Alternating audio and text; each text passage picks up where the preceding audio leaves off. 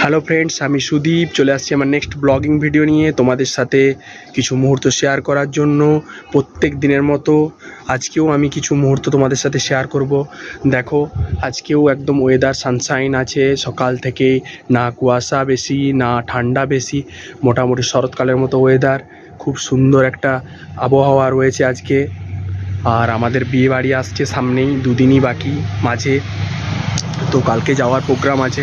I hope বিয়েবাড়িতে কিছু video shoot করতে পারবো, সেখানে কিছু মুহূর্ত তোমাদের সাথে শেয়ার করতে পারবো, সুন্দর মুহূর্ত। আমার নিজের পিস্তত ভাইয়ের বিয়ে। তো বন্ধুরা, এটা আমার আজকের ব্লগিং ভিডিও ফার্স্ট। আজকে সকাল থেকে একটু বিজি ছিলাম, দোকানে ছিলাম। দোকান থেকে আসার পর ভাবলাম তোমাদের সাথে কিছু মুহূর্ত শেয়ার করে নিই। তো দেখো, আজকে ছাদে আসছি, আমার ফেভারিট জায়গা আমাদের বাড়ির ছাদ।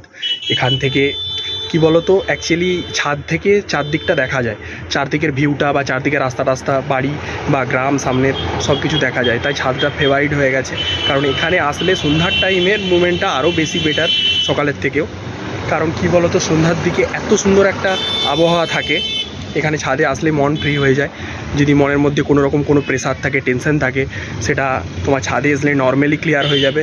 কিছুক্ষণ 10-15 মিনিট যদি ওয়েট করা যায়, বসা যায় আস্তে স্থিরভাবে, যদি এখানে বসে যে কিছুক্ষণ ফাঁকা জায়গার দিকে বা রাস্তার দিকে তাকিয়ে থাকা যায়, যে কারো মন ফ্রি হয়ে যাবে।